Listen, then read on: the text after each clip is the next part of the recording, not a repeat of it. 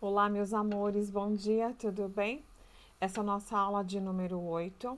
Ela está no módulo 75, 76, 77 e eu vou estender para os 78 e 79. Aí nós já podemos aprimorar o assunto todo, ok? Então, nós vamos falar de esquema, infográfico e relatório. Bom, falando de esquema, um exemplo prático aí que serve tanto para as meninas quanto para os meninos. Quando eu participo da atividade de educação física, o professor de educação física ele faz um esquema no caso do futebol dos meninos, por exemplo. Ele faz toda a estratégia, monta a estratégia de cada time, explica cada posição que tem que ficar ali no campo ou na quadra, né? Para que o aluno consiga driblar o outro time e aí fazer um gol. Ou então, se for um basquete ou se for um voleibol, é, falar com os times direitinho, montar as estratégias, posição de cada um, quem vai sacar, quem vai ser a pessoa que vai ficar ali próximo da rede, enfim. Tudo isso nós chamamos de esquema, ok? Então, assim, esquema é um gênero bastante presente no nosso dia a dia. Dependendo da disciplina, é muito comum que os professores utilizem a lousa para explicar certos conteúdos. Quando aprendeu sobre o processo de fotossíntese nas aulas de ciências, você se recorda se seu professor tenha desenhado um esquema a respeito disso? Além disso, na área do esporte, antes de uma partida de futebol, por exemplo, os técnicos costumam fazer esse esquema para poder adequar cada posição dos seus jogadores. Bom, pessoal, aqui está no caso o que eu falei para vocês, olha, posicionamento dos jogadores, como é feito com o técnico, para que ele possa colocar a posição de cada jogador. E aqui também, ó, por desenhos, exemplificando. Aí tem os chamados colchetes, os recuos, enfim, tudo que tem que ser feito em um esquema para uma partida de futebol, basquete, voleibol, independente da atividade. Em outros sistemas também, nós temos que montar esquemas, reuniões de trabalho, atividades em sala de aula, tudo nós temos que nos precaver antes de apresentar. No caso do infográfico, ele também é um esquema, né? É um gênero que lida com recursos gráficos para que ocorra a explicação simplificada de uma ideia. Entretanto, ainda que também possam ser esquemáticos, os infográficos costumam apresentar um aspecto visual mais sofisticado do que os esquemas. E, além disso, muitas vezes são acompanhados por verbos, textos verbais, ok? Aqui, ó, veja bem, numa aula de biotecnologia, por exemplo, nós temos lá o professor ou o cientista que vai apresentar tudo isso daqui. Antes dele colocar essa estrutura toda na tela para que os espectadores, os ouvintes ou os alunos dele possam ver, ele monta todo um esquema. Ele tem toda uma estratégia, ó, ele numerou tudo direitinho. Cada número é referente a uma parte aqui, ó, do animalzinho.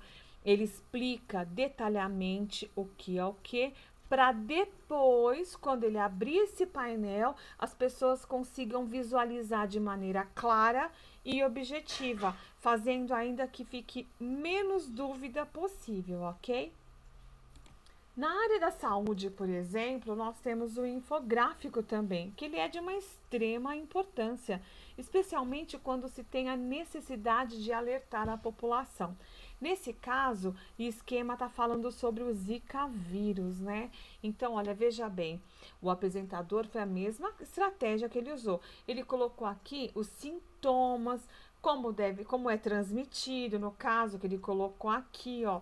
Então, a pessoa apresenta dor de cabeça, febre, olhos vermelhos, a fisionomia abatida, ok? Esses são os elementos também que foi feito no infográfico, um esquema para que pudesse apresentar os sintomas da doença.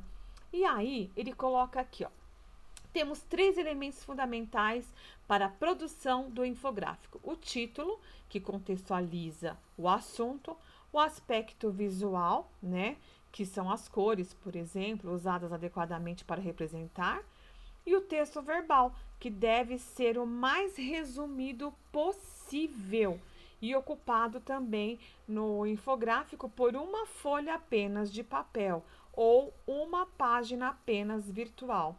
E temos também o relatório, que também é feito de 3 gêneros de modo de divulgação científica e destacado nesses módulos. Para compreender, pessoal, o relatório de uma estrutura que é muito interessante, nós temos um método científico. Temos a observação, que é guiado pela curiosidade. Depois levanta-se uma hipótese sobre o assunto, certo? Que são as observações que estavam elaboradas ali na tal situação.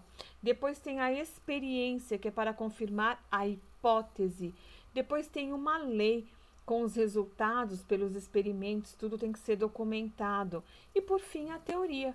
O pesquisador, ele explica a lei, ou seja, ele apresenta as razões dos eventos analisados por meio de experimentos. Agora falando de comparação, pessoal, veja bem. Comparação de dados e informações.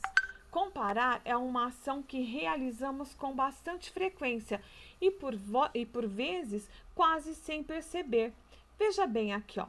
Eu tenho uma maçã vermelha e eu tenho uma maçã verde. Veja, comparar é verificar semelhanças e diferenças, ok? São 2 frutas iguais, porém a vermelha ela costuma ser mais docinha. No caso, a maçã verde, ela é mais ácida, mas trata-se do mesmo elemento, certo, pessoal? E quando se comparam textos informativos, não é somente o conteúdo deles que deve ser levado em consideração. Há outros aspectos chamados extratextuais, que podem auxiliar no processo de checagem. São eles: o autor, o suporte por meio que houve a divulgação e a época que ocorreu a publicação.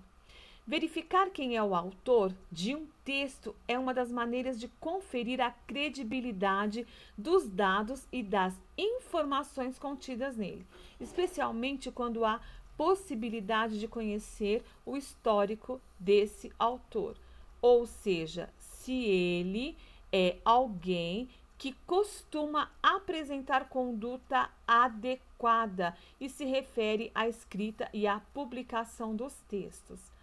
Bom, aqui eu tenho também alguns textos para vocês verificarem, o texto 1 e o texto 2, ok, pessoal? Meus amores, nesse módulo que eu coloquei do 75 até o 79, fica para vocês exercícios da página 36, o 7 e o 2, e a página 37 toda, ok? Um beijo grande e até a próxima aula. Tchau!